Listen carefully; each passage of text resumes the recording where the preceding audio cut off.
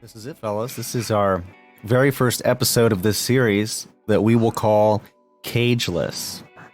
If you've listened before, you already know about our regular series that we do at Late Night Cage Fight. We're currently working through all of Nicolas Cage's filmography. And for that regular podcast, actually, we're nearing the end of this season where we will pick the best film of the season. Last season's winner was Birdie. And we're looking forward to, I think, a pretty interesting, I don't know if it'll be heated per se, but I think it's going to be a good battle. But actually, this new series we're doing tonight, Cageless, literally has nothing to do with Nicolas Cage. And you're probably asking why. It's for our own sanity. It's because we as movie fans, it's just fun for us sometimes to explore other movies and filmmakers outside of the Cageverse, and to just share our appreciation. So instead of reviewing movies like you're used to in our normal podcast, with Cageless, we're going to take a deeper dive into movies that we already know we like and we think might inspire some meaningful conversation between us. But do check out our regular podcast and always stay up to speed by visiting our website, nickcagefight.com. Follow us on Facebook, and yeah, let's get this started. We're going to be looking at both films by Ari Aster, and Hereditary is his first release, his debut horror film. This movie just came out of nowhere. 2018, I had no clue who Ari Aster was. Nobody did before this movie, and so going into it, I just approached it as I would any other horror movie. Well, first let me introduce also Matt and Sean. You guys are with me for this ride. Good day. Hello. You both have seen both of Ari Aster's movies, Hereditary and Midsommar, correct? Mm-hmm. Yep. Yeah, I've actually seen both of them several times. Yeah, you said that, and I think that's pretty cool. You've probably seen Hereditary more times than I have. I've watched it maybe 3 times in full, and I've only watched Midsommar once. But that was enough for me to feel inspired to want to talk about these movies. Recently, Oscar-winning writer-director of the movie Parasite, if you remember that one from a while back, the guy's name, he's a South Korean director named Bong Joon-ho. He calls Aster one of 20 directors that are essential to the future of cinema.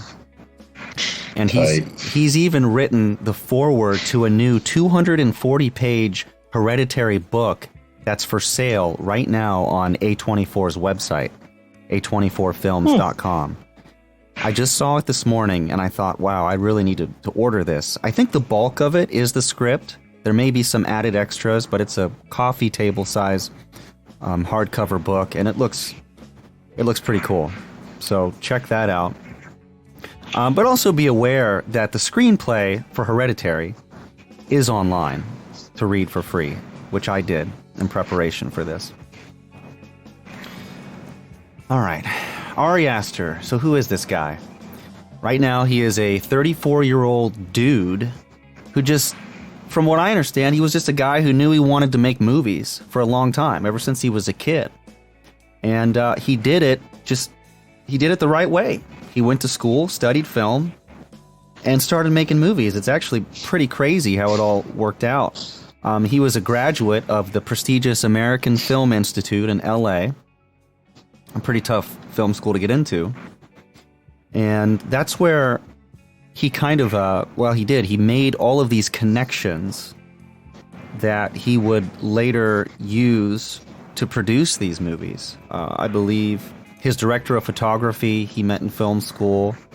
In learning more about him, I just realized that I really admired this guy because he's not a branded personality like we're used to seeing in the horror movie world. You know what I mean?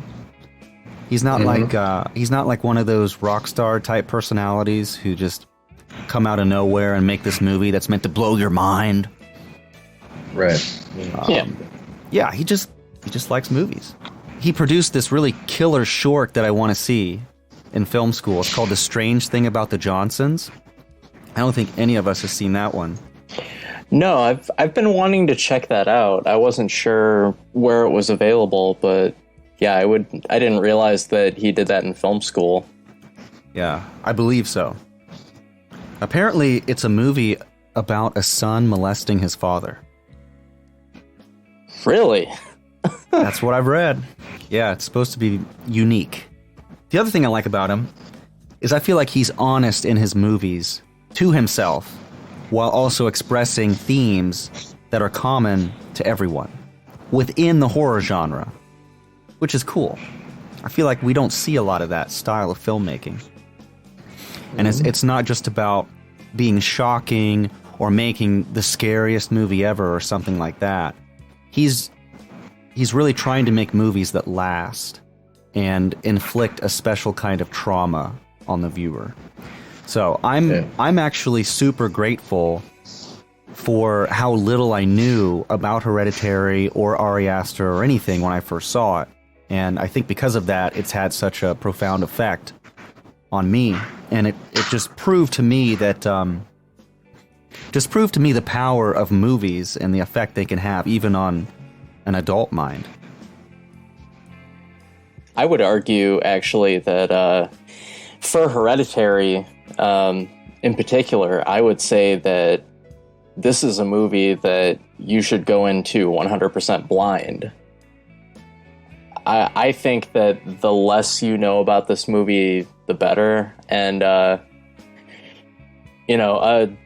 the main reason why I went to go check this movie out, because I actually saw this in theaters back when it was released. And this was back when MoviePass was a thing.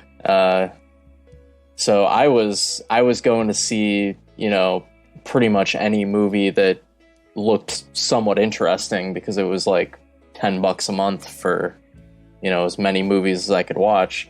And, I saw the trailer for Hereditary, and, they really don't tell you that much about what the movie is about. But, they kind of just do enough to draw you in, like give you a general idea of the vibe of the movie.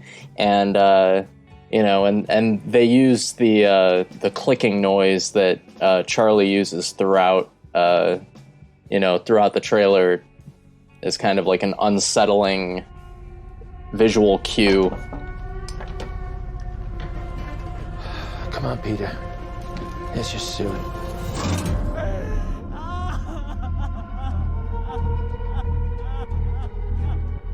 It's heartening to see so many strange new faces here today. I know my mom would be very touched and probably a little suspicious. My mother was a very secretive and private woman. It's Grandma. You know you were her favorite, right? Even when you were a little baby, she wouldn't let me feed you because she needed to feed you. But she was a very difficult woman, which maybe explains me. I recognize you from your mother. What? Sometimes I swear I can feel them in the room. Oh my God! What's that? She isn't gone.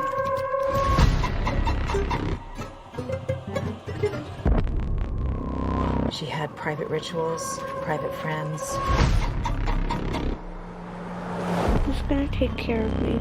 You don't think I'm gonna take care of you? But when you die. And she wasn't altogether there. At the end.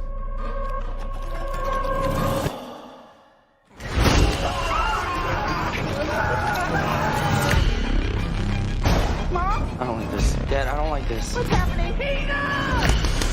Don't you ever raise your voice at me! I am your mother! Please stop! Mom, what's happening? Make it stop! Make it stop! I just don't want to put any more stress on my family.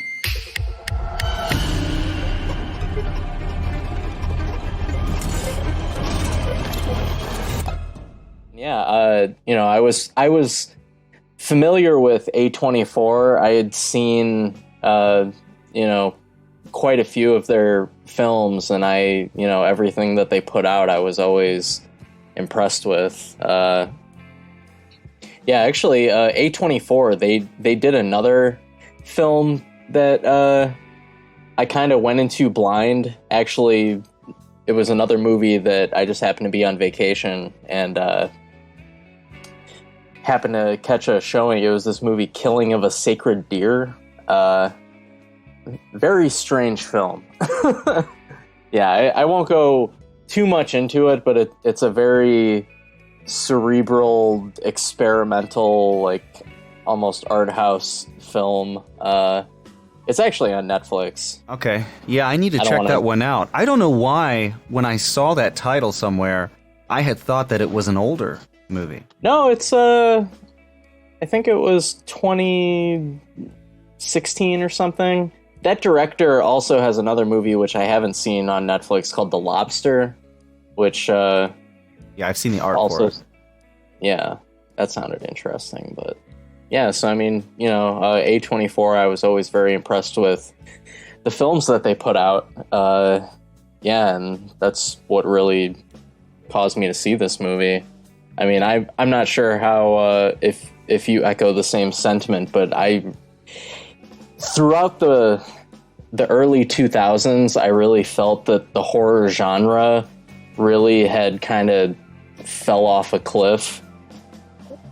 Like I was really into, the more cheesy, like 80s and 90s horror movies, like, like the Hellraiser series, like Evil Dead, and I feel like throughout the 2000s, the horror genre, with, besides a few standout movies, really kind of started going towards the direction of just like jump scares, and just almost became kind of, not that it wasn't trashy before, but it was like trashy in a fun way. This was just like, oh, we're gonna try to attract like young adults and teenagers that want to see just a brain dead movie. And not saying I don't love a brain dead horror movie, but the horror genre really had a grit and a personality that really was lost in the early 2000s. And I feel like Hereditary, honestly, it was like, at least to me, it almost was like a return to form of just like, it was the first horror movie I had seen in a very long time that, it didn't go for cheap scares. It wasn't afraid to take its time and develop things. And, I feel that it produced some very shocking horror. I feel like, it's because it is a very slow burn movie. Yes, it is a slow burn movie, but I think even towards the early stages of the movie, you get some deeply unsettling images and sequences. Absolutely, yeah. Yes. Absolutely. Yeah. Truly. Yeah, very good points. Matt, how did you come across the movie? I had seen the movie The Witch. You familiar with it? Yeah. And for some reason, I mistakenly thought that Hereditary was Robert Eggers' new film. And I was like, oh, dude, sick. I love The Witch. I'll check out this new movie by the same guy. Yeah. So I watched it by myself in my room one night. And it was, it kind of took me back in a really, really weird way. It kind of took me back to when I was like 12 or 13, and I was just like sneaking the Sci-Fi Channel and like watching movies like The Thing and Aliens and shit, like But it was taboo for Not you that- at that time. Right, yeah. At that time, I was like being pretty bad, you know, which is pretty cool. But yeah, man, this movie had it sticks with you, you know. Yeah, and it's great that you say that, because Ari Aster, in the special features of Hereditary, he basically said he wanted to make a movie that stays with you, and he wanted to make a movie that haunts people. And I think he hit the nail on the head. Yeah, I'd say you nailed it. Good job, bud. It's kind of interesting he says that, because that's almost, you know, the premise of the film is just, you know, that they're being not haunted, but, you know, there's just this malevolent force from one of their recently deceased family members. Yeah, so I guess Ari Aster is like the crazy wizard grandpa who's trying to make us scared all the time. So, all right, when I first watched Hereditary, it was 2018 when it came out. I had recently moved back to the States. So I'm just giving you a list of things that I think will show you that I was pretty vulnerable to this movie at the time. There had been a big change. Vulnerable. Thanks, Matt. You're welcome. I had just moved back. I was in between jobs. I was happy with my job abroad, and then we came back, and I was unhappy going through the process of trying to find a new one. And so I decided, instead of submitting resumes and waiting for weeks and weeks and weeks, I would just try to work kind of low-key, part-time if I had to, at a store in the local area. And there was this interesting metaphysical store in Northern Virginia. And I had some interests then in Eastern philosophy and spirituality. And, you know, if you know me, you know I'm into strange things. So naturally, I was attracted to the store and the possibility of working there. And it's just unique that I'm working at this metaphysical store when this movie comes out that is about alternative religions. It's about cults, a lot of things dealing in the supernatural, metaphysical world. And then I heard about the movie, I believe, from a YouTube channel that does reviews. I actually think it was Mike and Jay's, Red Letter Media, but they're one of my favorites, but I can't say for sure. But, you know, whenever they recommend a movie, I can tell probably within the first 5 minutes whether they like it or not. They try to reserve their opinions till after they describe it. But they started talking about Hereditary, and I knew immediately I had to just stop the review and watch the movie. I was like, I don't want to know anything else. So I never even saw the trailer or anything. I just saw like a quick, hey, this movie's great. We're going to tell you why. Okay, time to turn it off and watch this movie. And I watched it by myself in my basement at night. Tight. Yeah. And I couldn't get it out of my head. I even called my grandmother and described to her the plot in this movie. You did this with Mimo? I did, yeah. I said, don't watch this movie. Don't ever watch this movie. But you are not going to believe what it's about. And she enjoyed my description. You know, I went through the movie and she liked it a lot. And God bless Mimo. I mean, I don't know how many people you can do that with in your family, but she's a saint. Yeah, so that was my experience watching Hereditary, and then immediately after I was disturbed, and but I also wanted to watch it again. I don't know if you can relate to that feeling where it was just kind of unsettling and not positive, but at the same time you want to do it again. I don't know. It's like a roller coaster, maybe? Sure.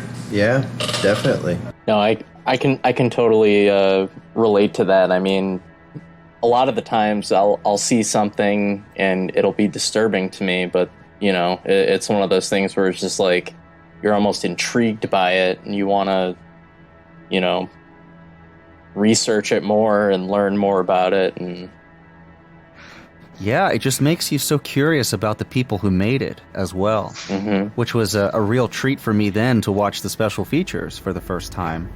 I'll talk more about that later. But now, why don't we talk more about the movie itself and some of the themes that it deals with. This is a movie about family turmoil. I'd say primarily it's a movie about the collapse of a family. It's about professional and personal despair. It's about loss and grief, how you deal with the death of someone close to you, a rising sense of paranoia. It's about inheritance, specifically of a curse, fate, artifice, the art of manipulating people. So much of this movie happens really behind the scenes, I would say. So much action that you're not aware of that is directly affecting the main plot. And what's so impressive is how well developed that off-screen action really was when you kind of dig into it. Do you guys have anything else to add to the themes before we kind of talk about what specifically happens in the movie? I'd say that, you know, one of the main things that you find out is just there's a kind of an overarching theme of just finding out who the people close to you, who they truly are, especially after they, you know, have passed on. You know, you may learn things about them that you didn't know or that they didn't tell you when they were alive. My mother was a very secretive and private woman. She had private rituals, private friends, private anxieties. Right. Yeah, that's really the beginning of this movie. This movie is also just about basic roles in a family, like the expectations of a mother, the expectations of a father, etc. You know, it's kind of a stereotypical family. Like, even from just a classic cinema point of view, there's the stereotypical dad and mom and like bratty kid, you know. Like, that's the setup. But then as the movie progresses, it kind of turns that on its head, so to speak. Exactly. Yeah. Yes. Totally. I agree. That's where the horror comes in. So many people like to talk about how well this movie challenges expectations, which again is why, really, before we get into spoilers, if you haven't watched Hereditary, please go do it before listening to the rest of our discussion. But yeah, there are a lot of revelations, and I don't like to call them twists. They're not really twists. They're just changes and revelations, so to speak. That change the flow of the story and change your idea of these characters and what you thought they were or how you felt about them. You know, Matt, you're talking about traditional family roles and how the mother takes care of the children and she's supposed to love her children and care for them. Yeah. And, well, in this movie, she loses one of her children and she grieves over that loss. But there's also some indication that maybe she wanted this to happen. Let's talk about the plot.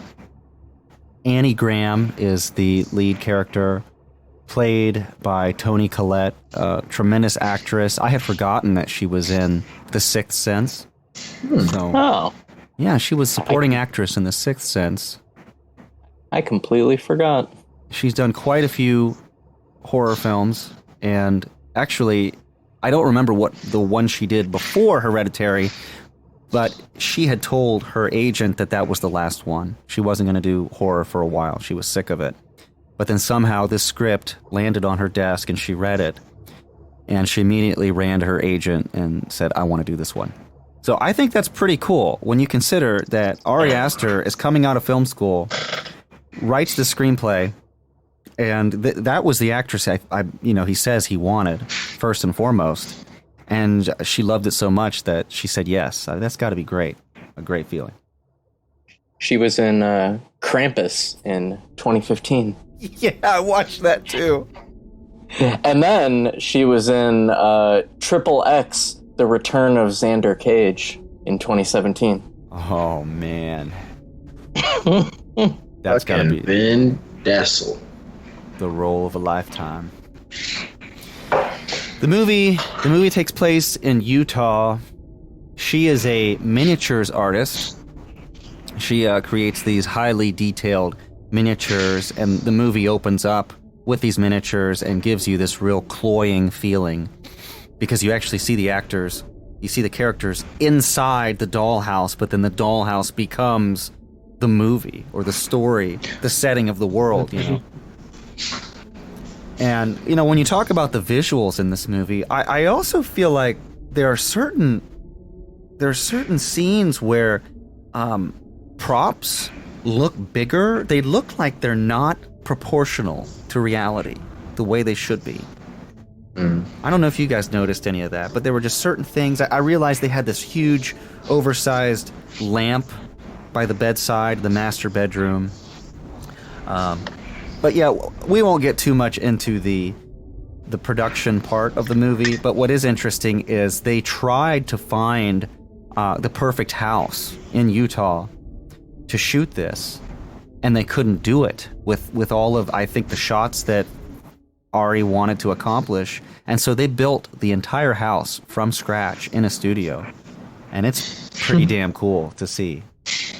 Wow. Yeah, it's crazy. Must have a big studio. Yeah, right? The movie opens up with the obituary of Annie's mother. So this is the grandmother in the film. She's passed away. It's kind of... Well, then there's the funeral, and Annie gives a speech about her mom, and that speech is kind of strange. She hints that there were some issues between her and her mom, but it doesn't seem like there was really hatred. There used to be some conflict between them, but I don't know. Maybe there was hatred. Probably there was, actually. You can tell it's very deep-seated, and they had a very rocky and complicated relationship. Very fraught. And so her husband then, Steve, he is a psychiatrist, and you find out in the movie that the two of them met because at one time Annie was Steve's patient, which is an interesting little fact.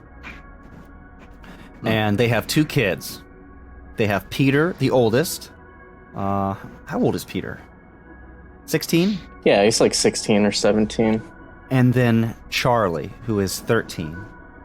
And Charlie, of course, immediately sticks out to you because of just the look of her.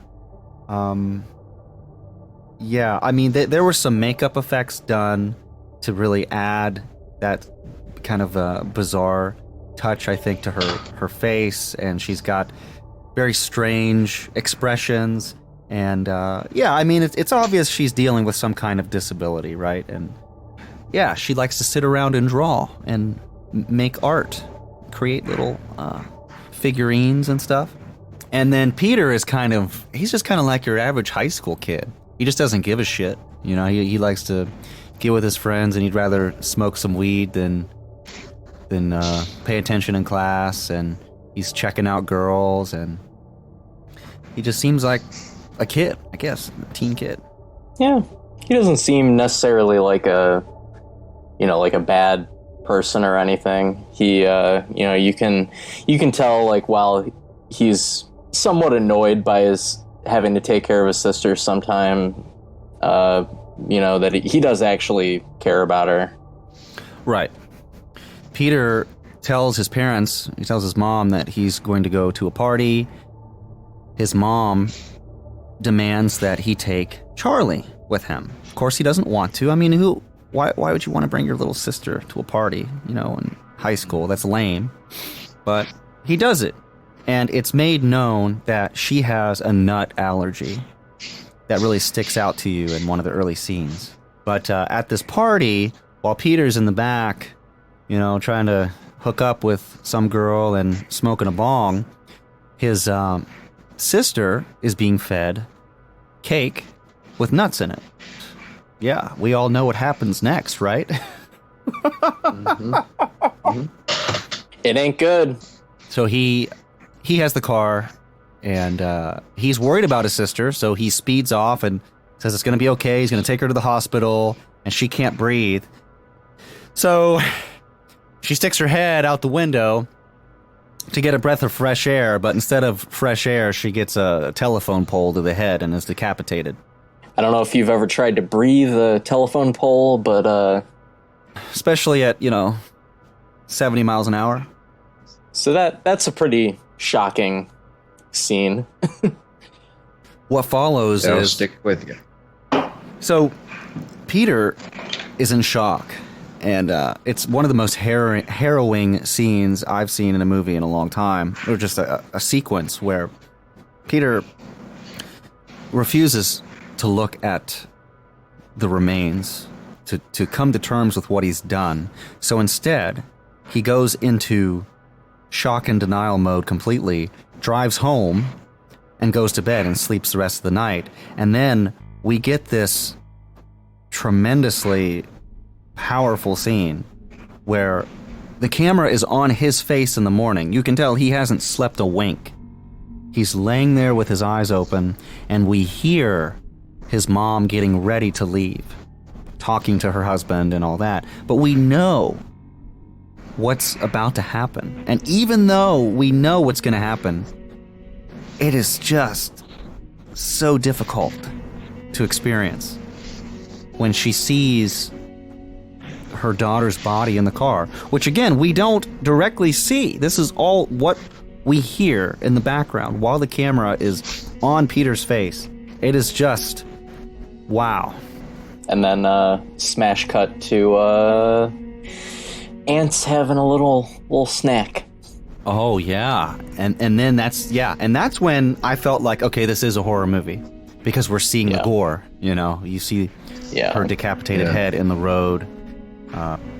She's missing her nose, right? You're right. Yeah, So. well, there's some interesting parallels that we got to keep in mind here, because later in the movie, Peter has a broken nose. And Charlie's decapitated head is missing a nose, and I think that there's something there. There's something to that. I mean, the rest of this movie then is just a spiral into absolute chaos. You think, is this a ghost movie? What is this exactly? Oh, jeez. Oh, that's right. I failed to mention the reason that that Charlie hit her head on that telephone pole, which is important, is because there was a deer, like a dead or dying deer, in the middle of the road, and Peter swerved the car to miss it. So that's an important thing. It wasn't just that he was driving, too close to the side of the road or something. He was trying to miss something. Obviously, there's a funeral. The mom is mourning the death of Charlie, and then there's this whole new dynamic between the family, of course. There's a powerful dinner scene where Peter asks his mom to just come out and say it. Basically, just say what the fuck you feel. You blame me for this, and she says, I don't blame you, but if you hadn't gone to that party, or if you'd watched your sister, she'd still be alive.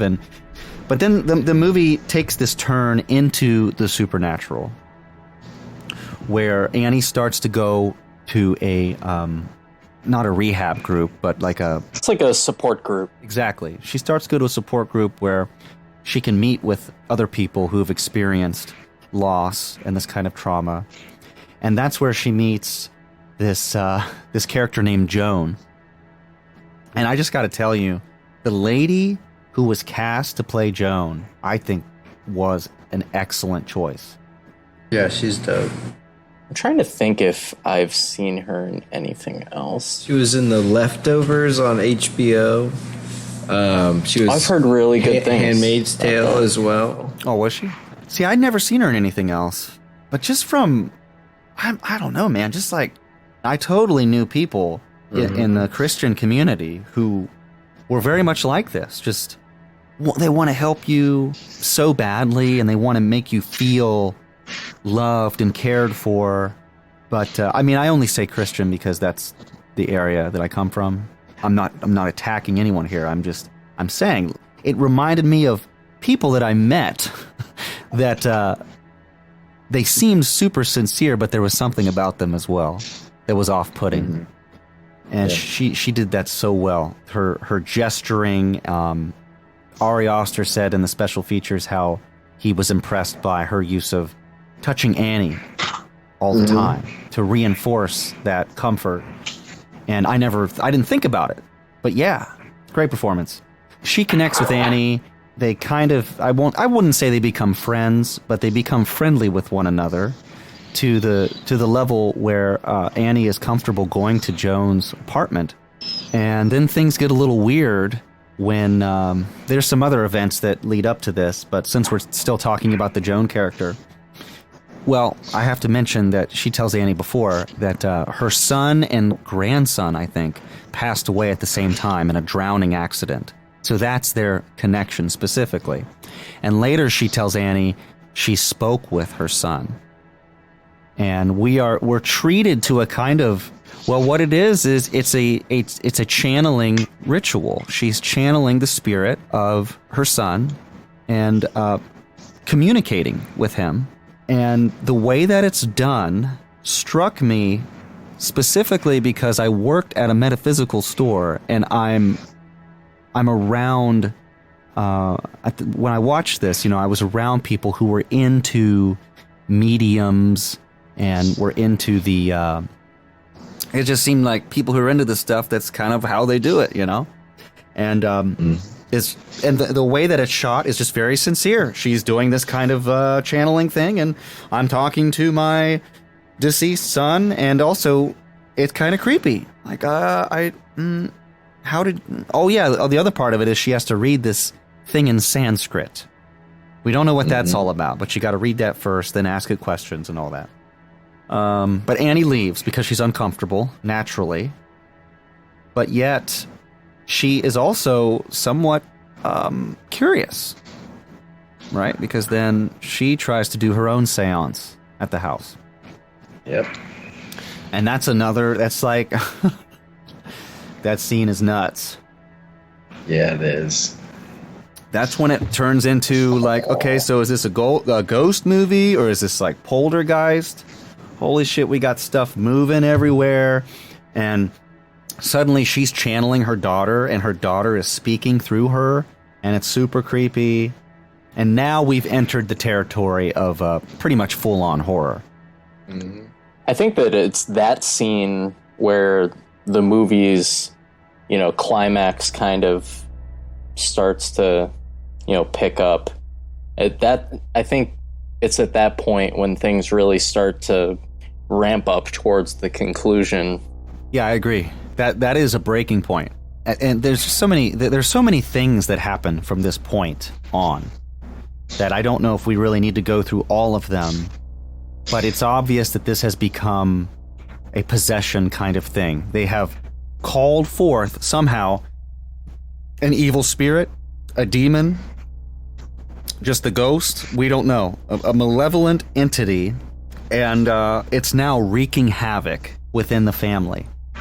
It builds to Annie going back to her mother's things and finding out that Joan is not who she says she is exactly. That Joan, even before all of this, was intimately good friends with her mother.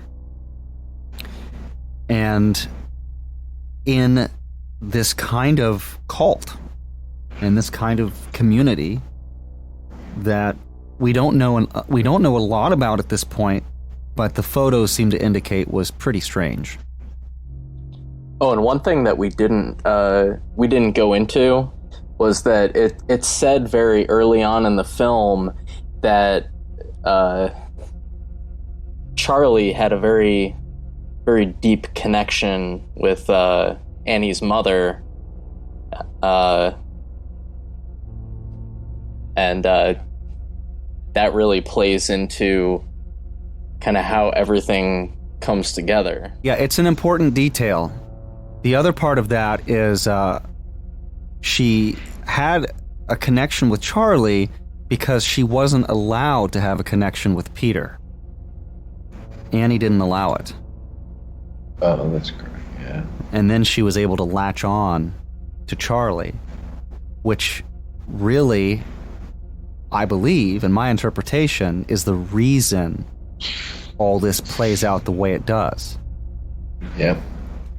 I forget why. Was it said the reason why Annie didn't want her mother to have a relationship with Peter? I don't think directly. It's not. There's nothing. It was always vague. Yeah, there was just something there, and you kind of got to put the pieces together yourself. But it adds to the mystique of the grandmother, you know, and it really kind of drives this idea that she was manipulative and sinister, but you have to watch the rest of the movie to really understand the full scope of that. It's such an important part of when she goes through her mother's things and sees these photos of her mother with Joan, and then she also discovers the text highlighted, I think, about the demon Paimon. Yeah. And there's some Paimon. And there's some important details there as well. Like I think one thing that was highlighted was about how Paimon needs a male host, or desires a male host, which is super important to how this is all playing out here.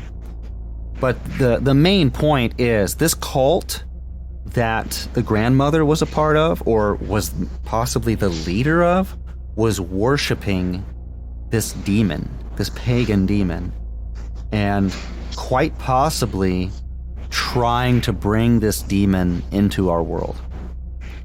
How that has to happen then is the rest of this movie, which, I mean, at this point you would think, like, right now, this is enough for me for a good horror movie. Right now, it's like, wow, that's cool. That's kind of creative. Yeah, wow. All right. Let's just have everybody die and end the movie. I'm good. But instead, we get even more revelations and just sequences of immense, unsettling images that are part of this whole backstory and the action that is unseen. So, for example, okay, so we know that now it's like a possession story, but who is possessed exactly? Where is this thing? How do you find it? Well, you don't really know, but you have these sequences that happen that you don't understand why they happen, but I think they serve to they serve to tell you that these things have to happen for some reason, that they're part of this ritual system that's going on to ensure that the demon is embodied accurately, correctly, so that it can survive. So, like we have Annie discovers, the big thing is she discovers her mom's body in the attic. And maybe we should talk about the husband a little bit more. Steve is the character, like, more than the kids or anybody in the movie. I feel the worst for Steve, the dad. He's by far the most sane person in the movie. He is. And he's just, I feel like he's just trying to do everything rationally. He's trying to think things through, be the father figure.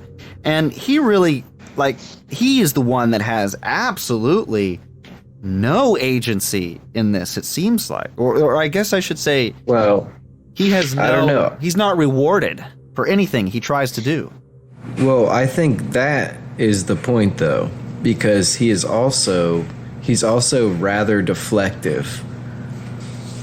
He doesn't really have a lot of room to listen. You know, he's like you said, he's at his wit's end. Like, he's doing his best. That he's doing his best the way he knows how, but at the same time, he's kind of fallen short a little bit. You know, and I think that I think that's kind of what you're talking about, though. You know, the thing with each of the characters in this film, everybody in the film is deeply flawed in some way, and with Steve, I feel like, you know, as you said, he's at his wit's end, but he also, I feel like he's not very supportive to his wife. You know, she clearly, and she has a very difficult time in this movie. You know, she has to deal with, you know, the loss of two very important people in her life. But, you know, you can tell that she has had a lot of her own struggles. You know, she suffers from sleepwalking. They go into, you know, that the relationship between Annie and Peter for a very long time has been very difficult. They go into, she was sleepwalking. She had a sleepwalking episode, and, you know, she ended up, what was it? She poured gasoline. Yeah, it was paint thinner. Oh, paint thinner, yeah. And, you know, she woke up like when she was striking a match, which, you know, that would be terrifying. And, you know, you can see from both her perspective and Peter's perspective, like, you know, oh, I think my mom's trying to kill me. And I have some thoughts on this scene. I was going to save them until we completed our synopsis, but maybe I should just mention it now since we're talking about the characters. Okay. I feel like that part of her, that's the subconscious part of her, right, that for some reason wants to kill or hurt Peter, is because somehow subconsciously she knows what's going to happen. She knows the fate of her family. And maybe that's the part of her that is actually the loving part of her, that wants to save him from what's about to happen. That's just a theory. But it's kind of sick, you know? It's twisted to think that way. Yeah, I would agree with that. I mean, there's definitely some part of her that, you know, she not only, you know, somewhat resents Peter, but, you know, also herself. Many times throughout the movie, you can tell that she questions, you know, if she's fit to be a mother. You know, is she doing what's right for her family? And yeah, and I just want to add, while I'm thinking of it, there is a 15-minute extra behind the scenes where you just watch the actors act and the director direct. And I just wanted to say that you could just tell that just the level of both acting and directing was so great. That's all. Just, I really liked seeing that little snippet of her trying to understand the character and then feeling for the director's opinion. Like, hey, do you think I should do this? And I know that it's kind of a normal thing, but it shows to me how much of a collaborative effort this really was to bringing these characters to life. It's just cool. Yeah, and really, it's a relatively small cast, but I mean, really, everybody's great in it. I mean, I would say that the only potentially weak person would maybe be Steve, just because they don't really give him that much to work with. He's kind of just some British guy. Totally agree. When I watched it the second time, I had the same thought. You know, that's what I mean. Like, I felt bad for the dad because I just felt like he was doing his thing and then he was extinguished. But the actor played the role fantastically. I specifically really like Alex Wolff that plays Peter. I want to say this before I forget. Another thing I learned, Ari Aster was saying that Peter, the guy who played Peter, Alex, he introduced himself as Alex on the last day of shooting because he's a method actor. So the whole shoot, he was in character as Peter. No, I really like him as an actor. This was the second movie that I ever saw him in. The first one being My Friend Dahmer, kind of a black comedy. I think it's on Netflix. I have to double check. Better find that one, My Friend Dahmer. He's got some issues, but he's my friend. You know, I think it was the guy that played Jeffrey Dahmer. He originally had a job with Disney, but they let him go because he took that role. Oh, yeah, I can see that. I can see that. I'm sure that, yeah, that probably happens a lot, to be honest, where they're like, hey, you know, if you're going to play a character that fucking eats people, we don't know if you can be with Disney anymore.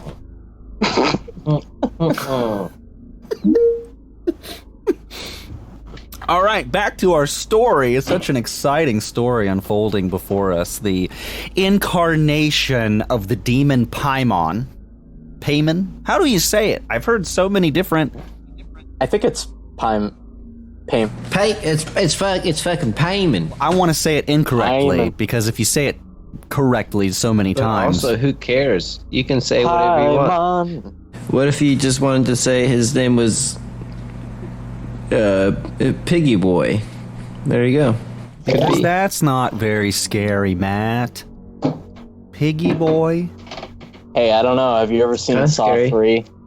Yeah. I did. You I've ever, seen Saw 3 in the theater. Ever read Lord of the Fries?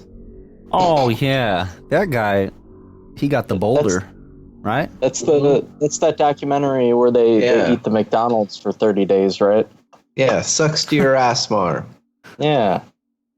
That kind of disturbed me when I was younger. Lord of the Flies. Oh, yeah, me too, dude. I kind of did. I felt like, because we studied that in school, and I felt like the reason we studied that was, the whole point was, yeah, if you didn't have adults, then you kids would this is what you would do. You would just kill each other, right? That's why you need adults. If you were stranded on an island, you would just descend into chaos.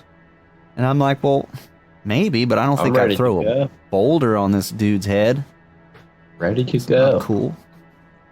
It's all just a bunch of propaganda made by Catholic school nuns. Mm-hmm. Mm-hmm. That's right. Stay woke, people. When we uncover the Illuminati, that's who's behind it. Don't say that live. I said it with a D, not with a T. Illuminati light, the light version. That's right.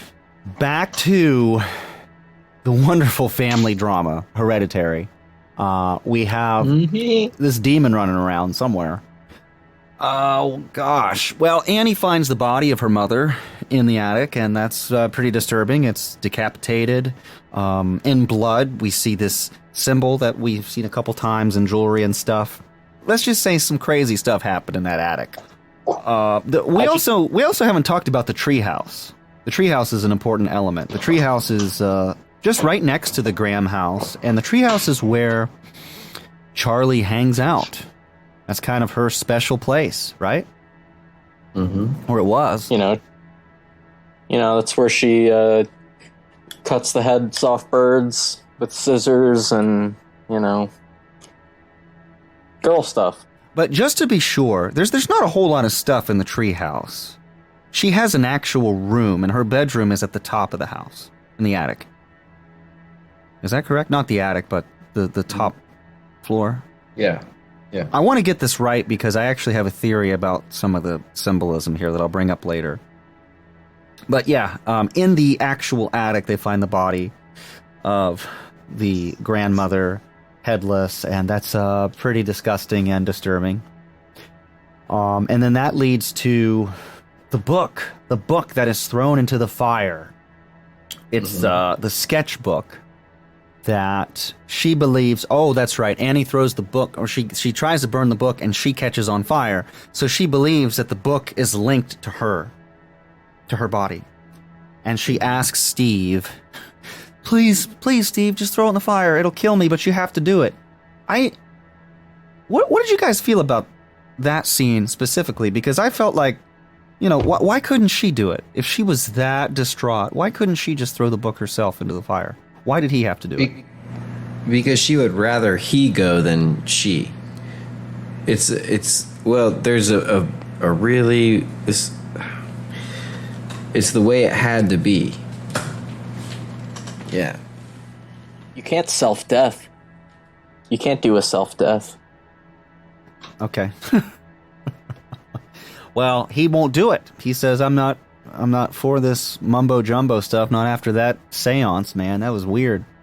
So she throws the book in the fire, and Steve erupts into flames and dies.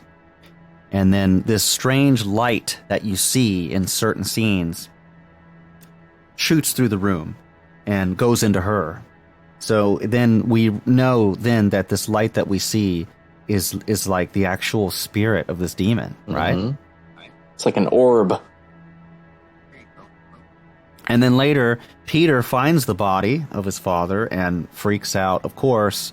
And this is leading up to the final climactic scenes here where Annie has been possessed and she now, I guess, wants to kill Peter. She has a knife, right? Or is... Yeah. I thought they were scissors. Here's... Something sharp and scary. Oh, and actually, before we get to that, there was something about Steve that I forgot to mention. So earlier in the movie, Steve gets a call about Annie's mother's grave. From and the funeral apparently, home. Yeah, and the grave has been, they say, desecrated. And Steve chooses not to tell Annie about it. It's later, revealed that potentially it might have been Joan that dug up the body.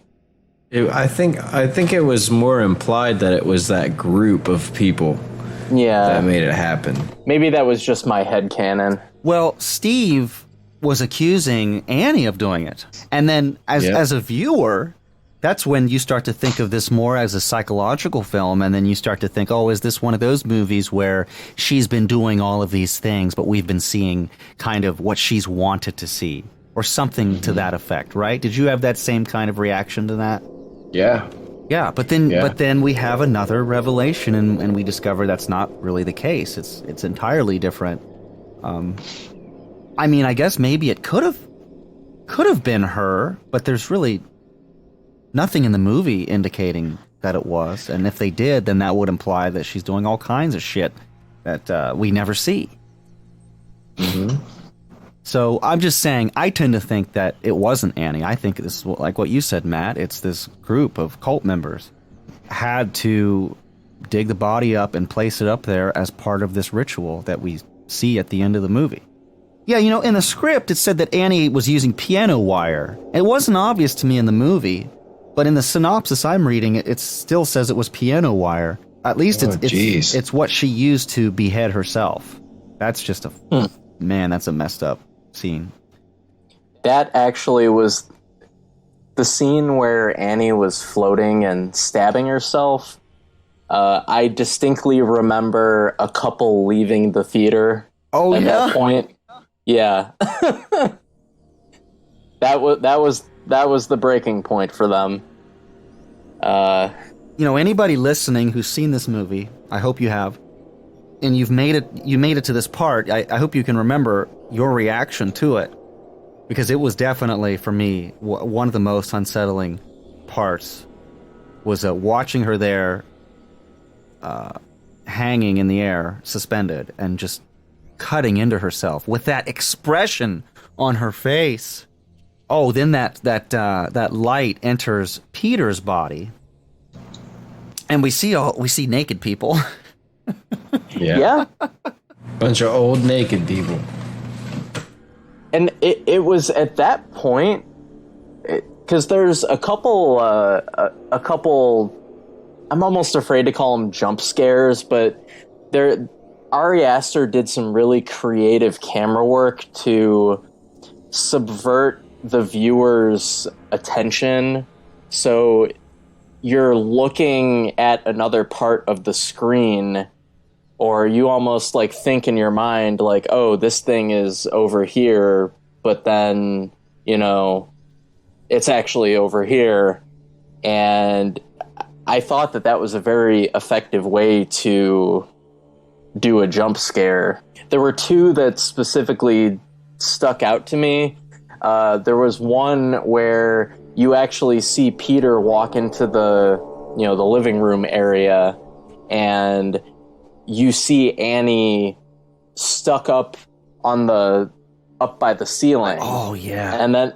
And then they cut away, and when they go back, you see that she's actually like in the corner of the room and starts to run at Peter. I thought that was really cool. And I think they did a similar thing with one of the cult members that you see. Mm-hmm. And early on times. Too, with the grandmother, when she thinks she sees her mom in that room. Yeah. That messed with me, man. That's when I was like, this movie's gonna mess with my head. I know it. Yeah. Mm-hmm. But definitely the scene you're mentioning, yeah, for sure. Because you're just like, is that what did I see that? Was she up there? Huh. I'm not sure, but I'm kind of scared to find out. Yeah. Yeah, I'd really say that, you know, out of all the horror movies I've seen, I really felt that this was one of the most effective in terms of just, you know, visual horror and psychological horror. Me too.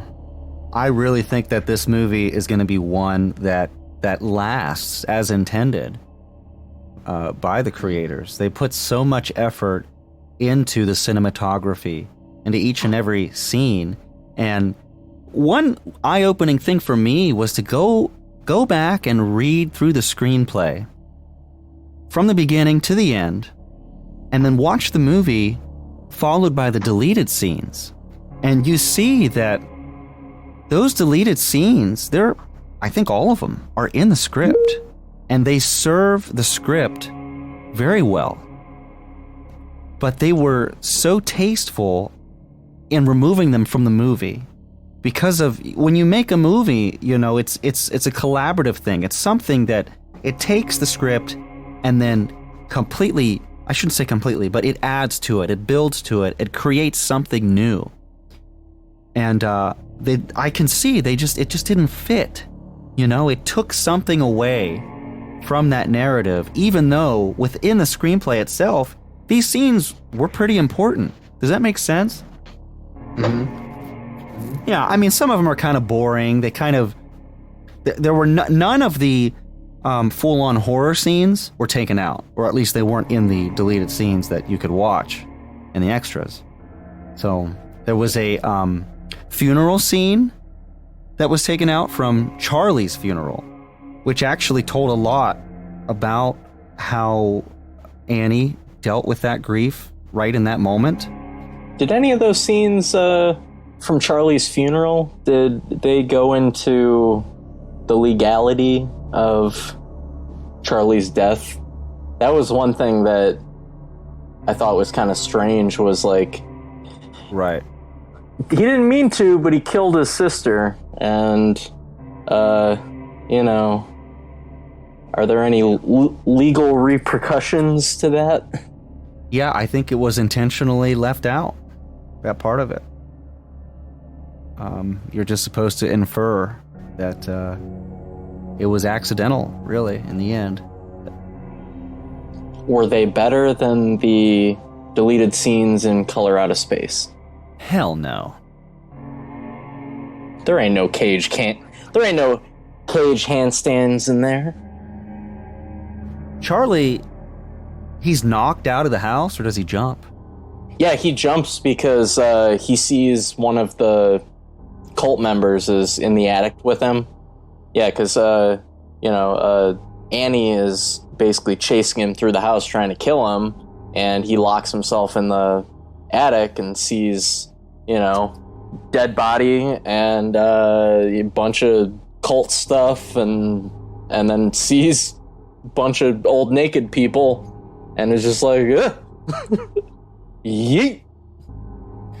Yeah, and gosh, we skipped over some other scenes of his leading up to his transformation. Where he bashes his nose into his desk at school and he contorts his body.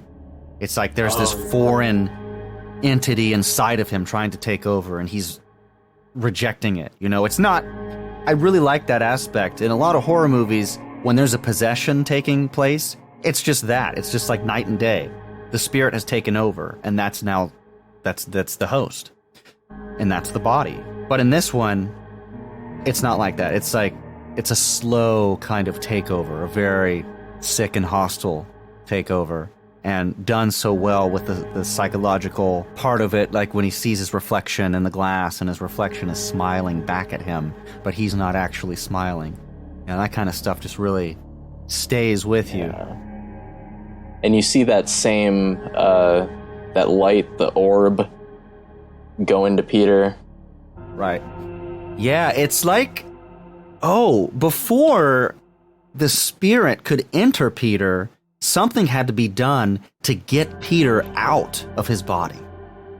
And remember, Joan comes to his school and starts yelling at him and screaming, like demons' names and stuff. I don't even know what she's saying, but get out! Get out! Oh my God. Freaked me out. And then after he's fallen from the window, that's the penultimate scene. That's when he stands up, and there's something a little bit different about Peter. We see Annie's decapitated body levitate up into the treehouse. That also messed with me. How that was. Yep. Ugh. It wasn't. It just looks so unnatural. There's just something just very unsettling about the way that was animated, and I'm sure that was on purpose. Yeah, and totally on point. I love that it wasn't a close-up. It was like a shot of the whole treehouse, but then you see this thing moving up, and then Peter then enters the treehouse, and we meet all of the nudist cult members kneeling, and they have this effigy set up with Charlie's decapitated head, and he's given the crown, and Joan reveals to him that he's actually Paimon. Or how do we know that he's the spirit of Charlie now embodied with Paimon? So you see the orb after Peter jumps out the window. You see the orb go into him, and then he stands up, and you kind of see an expressionless face. And he the click. That's how you know. Yeah. Gosh, that is such good writing. Yeah, because Charlie does that throughout the beginning of the movie. That's why her mother didn't want her hanging out with Grandma. Mm-hmm. Yeah, because she fucking possessed her with a demon. Yeah, that's a pretty good reason. And she knew it. Because she knew her mom. She knew the weird stuff she was into. She talked about it at her mom's funeral, She kind of... Yeah, and it's basically revealed that Charlie was Paimon, but Paimon, in order to have his full powers, needs to be in a male host. Well, I think the most interesting thing about this movie is that the ritual is so complex. It wasn't necessarily that they needed a male host. It was they needed grandma, they needed mom, and they needed Charlie, and they needed Peter. And they also needed, like, just a regular guy. And it took decades for this ritual to happen. And it had to happen in a certain order.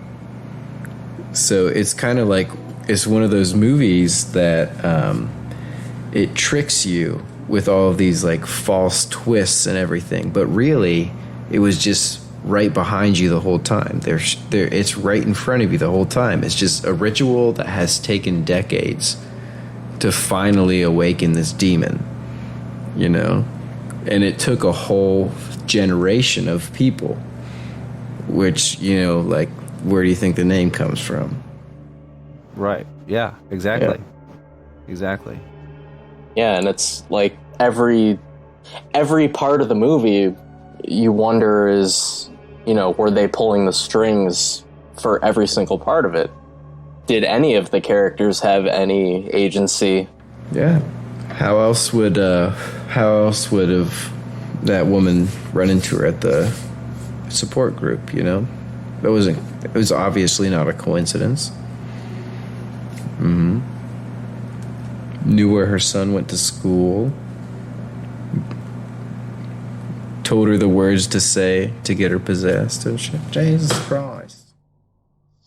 It's in Sanskrit. Just say it, and you can talk to your dead daughter. It's a language of angels. Oh, I minored in Sanskrit at the community college. Oh, now you're reminding me of Midsummer. Oh, I studied alternative religions, and I need to go to Sweden to study them even more. That is a preview for our next Cageless episode. We're going to be looking at Midsummer, and we'll do some comparisons and see how these two movies fit together, what the evolution is from Hereditary to Midsummer. But yeah, this movie, it ends at this scene. It's almost like the coronation of the king, and Joan speaks to Paimon and tells him who he is. You are Paimon, and you will reveal to us the secrets of the universe. And the other thing she says, which is creepy, is we reject the Trinity. And just everything she says has so many implications. And it's something that I love about these kinds of movies. You know, when you think about what that means, it's amazing. It means you can actually, through a series of rituals, you can call demons into this world. And what is the world going to be like now? What's going to happen with this spiritual community, with these cultists? What happens next? But you never find out. You don't, because that's really not what the movie's about. But it's fun to think about. Mm-hmm. Yeah, it's kind of a bummer. Yeah, why didn't you add another hour to it? Yeah, geez, dude, like, do a sequel, Hereditary 2. Yeah, that's what happens. We got our new king and Lord Paimon. Let's a little bit about the script versus the movie. Like I said before, I thought that the piano wire was only in the script, but I got to go back and see, because I couldn't really tell what Annie was decapitating herself with. You know, I really need to know. I thought it was like 2 knives. Yeah, that's what I thought. Or like, I swear it was a pair of scissors or something. It was something else. But she was... The other noticeable change is in the script, the cultists wear red cloaks. They changed it in the movie for them to be naked. Very interesting change, and I think it was a smart move. Because, Yeah, man. Yeah, way creepier. Yeah, I mean, a naked person doesn't automatically make you think cultist, but I think if we saw people in red cloaks, it would just be so clear. There's a lot of penis in this movie. Yeah, there's some wangers, for sure. Dude hangs dong. Yeah, really all I want to say about the script is I was so impressed by how much of the camera work and the action was actually in the script. And I'll give a couple examples. Again, you can find it online to read yourself. For example, at the party scene where you see the nuts being chopped, the nuts that are going to be put in the cake, right? There's an extreme close-up on that. And you know, when you watch it, you just think, well, that's action, so they're going to film it. You're going to see them chopping the nuts, okay. But when you start to think about it like an intentionally extreme close-up, like subconsciously cues you in that this has some significance. I just didn't think about that when I was watching the movie, you know? But the shots are in there. I like, he writes about the wake. Everything, he says, quote, in the script, quote, everything seems slightly opaque, as if seen through glass, glossed over by grief. People stand uneasily and talk in hushed tones. He uses a lot of imagery to set up these scenes in the script, and you don't often see this level of detail in scripts. And in fact, I believe in screenwriting classes and stuff, they'll tell you not to include this stuff many times because you want to give your directors and actors latitude and some freedom to express themselves. But not here. Ari Aster knew exactly what he was going for, and he got it pretty much on point. Something else, and there are small things too that you just don't know unless you read the script. Like Joan, I noticed she's smudging with sweetgrass. And that's something that people in the metaphysical community, they'll do. They'll smudge with sweetgrass and sage, and it represents something. In the screenplay, at the treehouse at the very end, when Peter Paimon is ascending, there is a whippoorwill in a cage. The bird. And the whippoorwill represents, I didn't know this, I had to look it up, it represents a spirit that has just left. It's a symbol for the just fleeted spirit. And I mean, like, it's just so crazy because when you watch a movie, you don't know that that's a whippoorwill, right? How many people know their birds and stuff? So I don't even know if that was in the movie. But that's just, a couple examples of the symbolism. The level of detail in that. Something else that I wanted to talk about was, I believe that Charlie's bedroom was at the top of the house. Was it in the attic? I don't think so. In the attic. Let me actually fact check this real quick before I go through with this. No, it wasn't in the attic because there was like some major freakout scenes in the attic. You remember that? Where she finds her mom all dead up there and stinky. And it wasn't a bedroom. Yeah. Yeah. Okay. All dead and stinky. But I remembered, like, I just swear I saw the vaulted ceiling. And this may not hold up, but I thought that if it was, the top of the triangle, if, you watch Ari Aster's movies, he loves the triangle and what it represents in the pagan community, and that the top point of the triangle is like the god, the ultimate, the all, and everything is being expressed from there outward. And so I thought that's why Charlie was at the top of the house, because she was essentially the god. And also in that early scene when her mom's talking to her in bed, she's wearing like a sheepskin coat, something like that. Which is, to me, that told me that she's the sacrifice. She's the lamb that's about to go to the slaughter, basically. So I don't know if it was intentional, but what's so cool about this movie is you can go back and watch it and find something new to think about. Yeah, this is definitely a movie that lends itself to multiple viewings.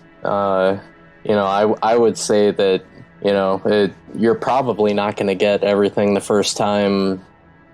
I mean, really, it's hard to pick up on certain plot beats. At least it was for me, seeing it the first time.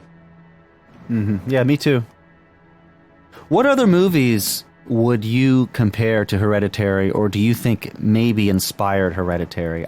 Just before you answer, Ari Aster did mention Carrie, and he mentioned this other movie that I've never heard of, but I totally want to see. It's called The Cook, the Thief, His Wife, and Her Lover. It has Helen Mirren in it, and it looks interesting. It's not a horror movie, but he talked about it as having unsettling images in it that stuck with him. So I definitely want to check that out. But what else have you guys seen that you think are related to Hereditary? Okay, I'll tell you one movie that gave me a similar reaction, but I don't think it was as good of a film as Hereditary. And Matt will remember this one. I don't know if we watched it together or what, but I know you've seen it. Martyrs. Oh, yeah. The French movie? Yeah, we watched that together. Have you seen that one, Sean? I have not. Oh, you should. If you like horror movies, if you have a strong stomach, give Martyrs a shot, because that's another one that very, very quickly subverts your expectations. Yeah, in fact, since you haven't seen it, I don't want to spoil it, but there's some themes in there that are similar. There's like dealing with grief, your own grief, your own mental defects. What's another theme? Oh, okay. Let me just say salvation or universal knowledge through suffering. That's kind of one of the primary themes of Martyrs. But yeah, that being said, Martyrs affected me in a much different way. That one is, I'd say, much more gruesome. And there's also that kind of cultural disconnect, maybe, because it's a foreign film. Hereditary just felt more, it felt more at home with me, because it felt like a family that I could relate to. Until I couldn't anymore.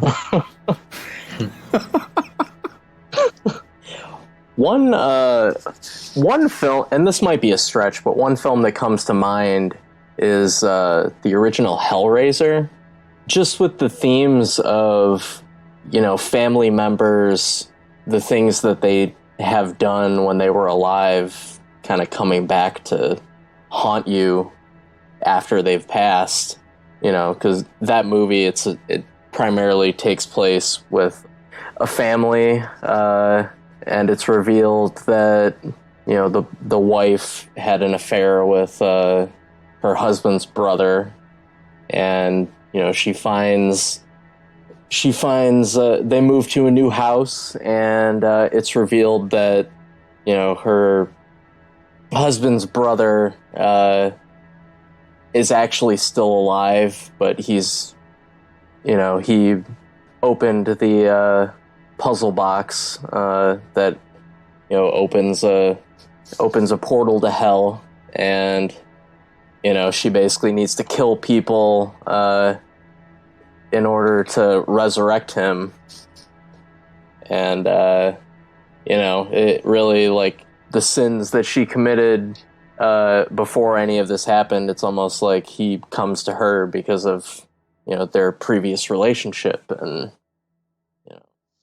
Yeah, I gotta watch that one again. I had it on VHS for a while. Yeah, Hellraiser is probably one of my favorite horror franchises. I've actually seen all 9 of them. Would you say, I've only seen the first one, would you say any of the others match that one or even exceed it? So I would say that the first 4 are pretty solid. 5, I think, is good, but it has very little to do with the Cenobites. 6 is trash. 7 I thought actually was awesome, and then 8 and 9 are just like utter garbage. Yeah, that actually kind of reminds me of my opinions of the Universal Soldier movies. Are you familiar with that franchise? No. With Jean-Claude Van Damme?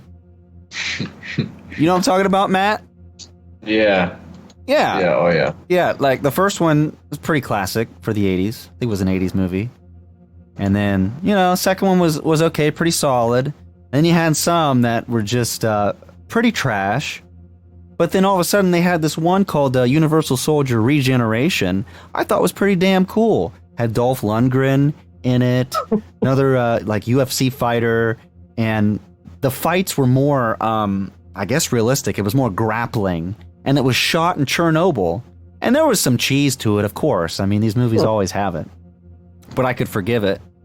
And nobody liked it. Nobody liked it. And then there was one released right after that one. It was another Universal Soldier movie. I don't even remember what it was called. But people preferred, I think, this later one, and I thought it was complete trash. It's just crazy, man. Good movie to check out. Children of the Corn 3, Urban Harvest. Is that real? Yes. And it's amazing. Yeah, I think you're going to be my go-to horror guy for those kinds of movies. Because I like horror, but I can't stomach watching a lot of really bad horror for some reason. Yeah. Because I feel like I'm exposing myself to this darkness for nothing. See, like, that's why I like a lot of older horror movies, because, like, I feel like the genre just, there's something about it that it's like, you're not even watching the movie for it to be good. You're just like, yeah, we're just gonna do some cool shit. Yeah. And if the cool shit is really cool, that works. Yeah. And,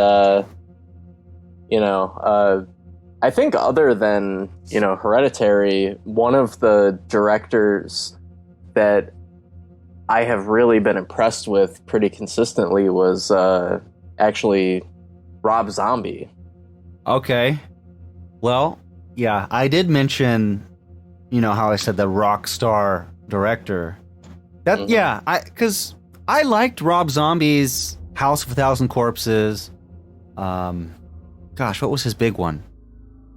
After that, the sequel. Devil's Rejects. Devil's Rejects, yeah. Huge fan of that movie.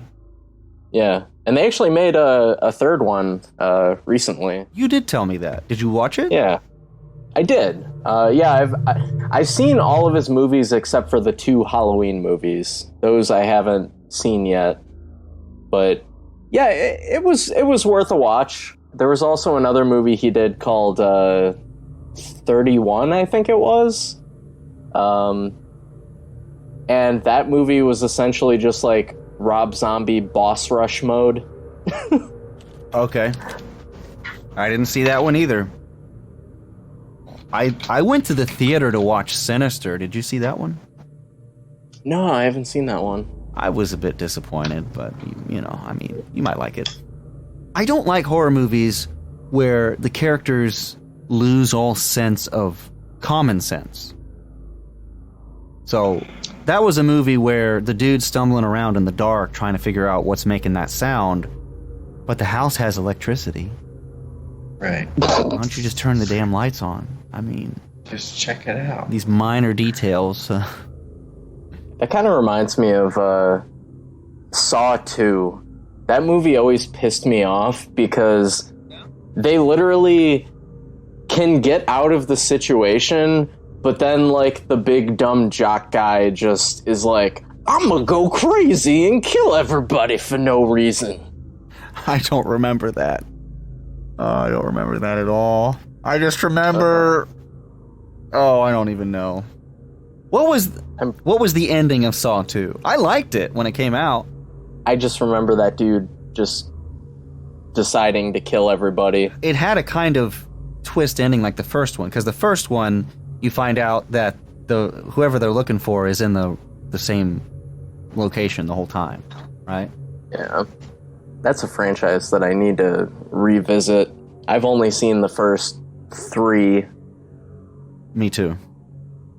Watch all of them and then come back to us. Give us a full report on the Saw series. Let's talk about back to Hereditary real quick to finish this discussion up. The music was done by Colin Stetson, who is like a famous saxophone player. I guess Ari Aster was listening to a lot of Colin Stetson, so he says in the special features, and asked him if he would be a part of this project. And yeah, this was, I think, Colin Stetson's first horror movie soundtrack, which, I mean, right from the get-go, when you hear that low drone and they show the obituary, I'm already creeped out. I'm already in the zone, like, here we go, I'm ready for this ride. So, shout out to Colin Stetson, did a great job. Paul Pogorzelski was the director of photography. He met Ari at AFI. They became good friends and collaborators. Got to give a shout out to him. Great work. And then the production designer, Grace Yoon is her name. I believe she also met them at AFI. If I'm wrong, I'm sorry. But she gives some input as well in the special features as to her process in creating the sets. And she did her own research as well on pagan cults. And just because of her, this movie also just looked excellent. A guy named Steve Newburn was responsible for the miniatures. He's an artist out of Toronto. So they hired him to create all of the miniatures that you see in the movie, and even miniatures that are in like old photos and stuff. So you don't see them directly in the movie, but you see them as photos of Annie that she's holding. So, but they were commissioned as full-scale miniatures, so very impressive. Yeah. Oh, also I want to say one of the deleted scenes was a phone call from the, I don't know, the art show people, the people that Annie is making her miniatures for, right? Well, she gets this phone call from one of them who's telling her, you know, they're asking about her progress, basically. Mm-hmm. And in the deleted scene, I can tell it's Ari Aster's voice. So they pulled an M. Night Shyamalan or a Stephen King, put him in there. Yeah, so I thought that was funny. It's funny that they cut it out, too. I thought maybe he didn't like his voice or something, so they cut it out. All right, and then finally, I just want to say something about the commentary, because this was the last thing I decided to do. I wanted to go back, watch the movie with the commentary. I bought the movie through iTunes, so that was one of the extras. And, you know, I'm not going to talk too badly about the commentary. I'm just going to say it's a little disappointing expecting commentary as you would from other big films. Like, I'm used to, for example, Seven Samurai commentary, right? You get a professional historian who's giving you a scene-by-scene play of what's going on and what that means and the context of the time period. Or, you know what I mean? Like, you'll have the director and an actor talking and giving you more insight into it. Well, apparently, for Hereditary, I'm sorry I'm laughing, it's just amusing to me. Ari asked his brother, Noah Aster, to do the commentary. And it's kind of like just some dude you know talking about what's happening in the movie. So it's us. It's just like us, yeah. It's just like us watching the movie and talking about how, yeah, I mean, you don't know what this part is yet because that comes later, but if you keep watching it, you know, you'll find out what that's all about. And I mean, what's that? Are you telling me that A24 could not spare a couple pigs to actually get Pyman in the commentary track? Right? Come on. Yeah, come on. real, what is he doing? He's the king of hell. Like, yeah, for sure. Yeah, bro. Yeah, I don't know. I mean, maybe it gets more informative as it goes. I don't know. I think maybe it's also Ari kind of saying, like, really, I don't need to give any more commentary to the movie. Watch it, get what you can from it, and I'll just let my brother do the commentary. I don't know, but I mean, it's not awful. My biggest complaint about it isn't really the commentary, it's the fact that they remove the rest of the audio. So all you can hear is this guy's voice. And so he's reacting to things that you can't hear. And that just really, I couldn't do it. But, if you want, give it a try. Maybe it's not awful, but it just didn't keep my attention. I wonder if we can crowdfund some Cage commentary for it. Dude, I know. I think we should. I think it would be really interesting if all of us got together and made our own commentary track for Hereditary. So if you do listen to this and you'd be interested in hearing a late night cage fight commentary track, let us know. If we get enough interest, we'll totally do it. I'll greenlight it. We'll greenlight the script right now. Right, Matt? That's right. But yeah, I think that Hereditary is... it's going to be a movie that's remembered. It's going to last. It's going to have a legacy. People are going to be talking about it for a very long time. And the same with Midsommar as well. I even appreciate that Midsommar continues with some of these elements, but it also takes a completely new direction, which we will talk about in our next Cageless episode. Yeah, focused on Ari Aster's Midsommar. So if you like this episode, stay tuned for that one and do check it out, because it will build on this one as well. Is there anything else you guys want to add about Hereditary? I think there's one really important question that we have to ask.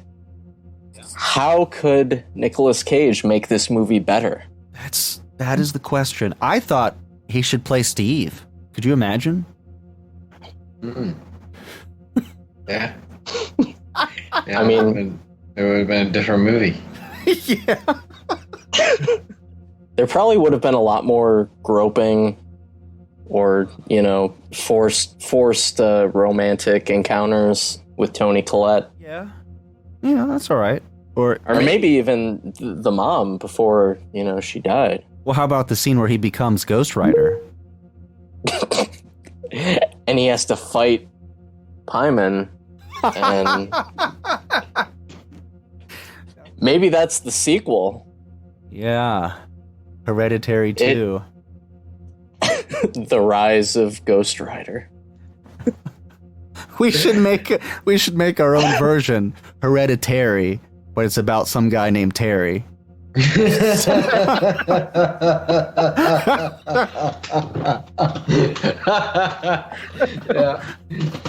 And he's just sick of his family's bullshit. All right, well, we've totally gone through Hereditary.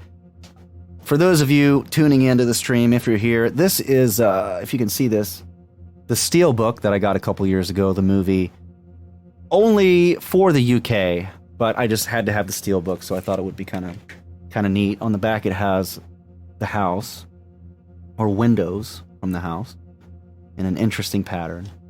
And then this design on the front of the tree that is, I think, representative, emblematic of the cult. Yeah, great movie. Every family tree hides a secret. So, yeah, thanks, guys, for joining me. I had fun. Yeah. Oh, and before we go, we have to play 6 Degrees of Cage. It's worth noting that Alex Wolff actually will be starring in Truffle Hunters alongside Nick himself. Is that the name of the film? I believe so. I don't know anything about this. I feel like I'm listening to Late Night Cage Fight for the first time and learning something amazing. Oh, you know what? It's just called Pig. Pig? It's just Pig. Oh, Pig. All right. It says it's in post-production. Yeah, it's supposed to come out this year. It probably got delayed because of COVID. Yeah. Well, that's great. We'll get to see Cage and Peter together at last. Finally. With some pigs. I hope there's some decapitation as well. That always adds to things. All right, guys. Well, that's all I got for Hereditary. Yeah. Thanks for checking us out. Thanks for tuning in. This is our first episode of the Cageless series. Check us out again at nickcagefight.com. We're on Facebook. We're going to keep watching Nick Cage movies. Don't you worry. We may even have a new episode out by the end of next week. And it's going to be good. All right. I'm out. Thanks, guys.